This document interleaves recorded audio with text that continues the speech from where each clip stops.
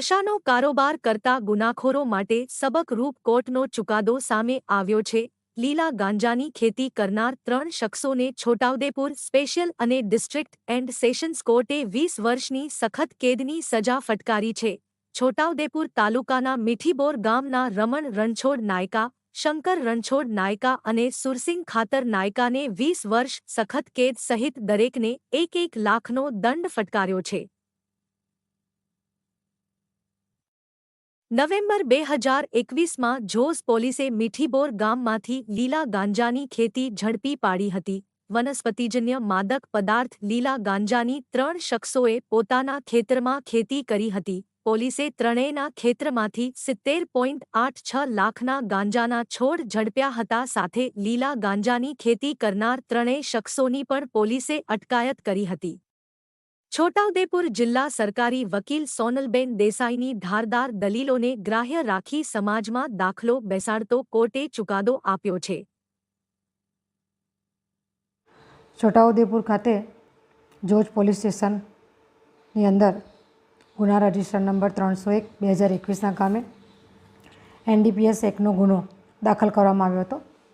તે દાખલના ફરિયાદી probationer police inspector C VM Kamadiya નાઓએ ફરિયાદ દાખલ કરેલી અને તે કામે ટોટલી ફરિયાદના કામે તપાસથી માંડીને સંપૂર્ણ જે કેસને લગતી કાર્યવાહી છે એવી એ કામડિયા સાહેબને કરેલી।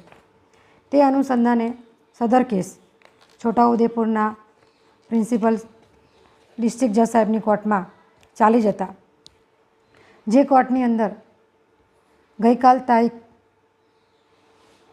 17/8/2024ના રોજ ખૂબ સુંદર સાહેબે જે જજમેન્ટ આપેલું છે, જે ચુકાદો છે તે ચુકાદોમાં NDPS એટલે કે જે ગાંજો છે તે ગાંજો 3 આરોપીઓ છે, જે ત્રણેય આરોપી રહેવાસી છે મીઠીબોરના। એ ત્રણેય આરોપીએ તેમના પોતાના કબજા ભોગવટાના ખેતરની અંદર જે ગાંજાનું વાવેતર જે કરેલું હતું તે વાવેતરમાં આરોપી રમણભાઈ રણછોડભાઈ નાયક, શંકરભાઈ રણછોડભાઈ નાયક અને સુરસિંગભાઈ ખાતરભાઈ નાયક આ ત્રણેય આરોપી વિરુદ્ધ નામદાર કોર્ટની અંદર મૌખિક 9 પુરાવા લેવામાં આવેલા અને દસ્તાવેજી પુરાવા 49 જેવા રજૂ કરવામાં આવેલા હતા। જે પુરાવાને આધારે પ્રિન્સિપલ ડિસ્ટ્રિક્ટ જજ સાહેબ શ્રી પરાસર સાહેબ નાઓએ જે ચુકાદો આપેલો છે, જે ચુકાદાની અંદર ત્રણેય આરોપીને 20 વર્ષની સખત કેદની સજા કરવામાં આવી છે અને 1-1 લાખ રૂપિયાનો દંડ કરવામાં આવ્યો છે।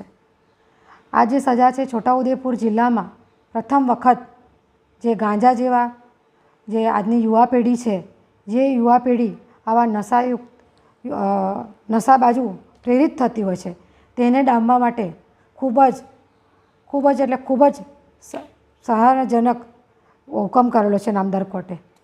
જે હુકમ આજરોજ યુવા પેઢીને અને આવા જિલ્લાઓમાં અને અનેક જગ્યા ઉપર જે ગુનાહિત કૃત્ય કરે છે, જે ગાંજા જેવા છે, ચરસ છે, ગાંજો છે કે એવા જે કોલેજના યુવાનોને આ વસ્તુ લેતા હોય છે અને એઓને પ્રોવાઈડ કરે છે, તો આ હુકમથી તે લોકોને સબક મળે તેવો નામદાર કોર્ટે હુકમ કરેલો છે। છોટાઉદેપુર જિલ્લા સરકારી વકીલ સોનલબેન દેસાઈ।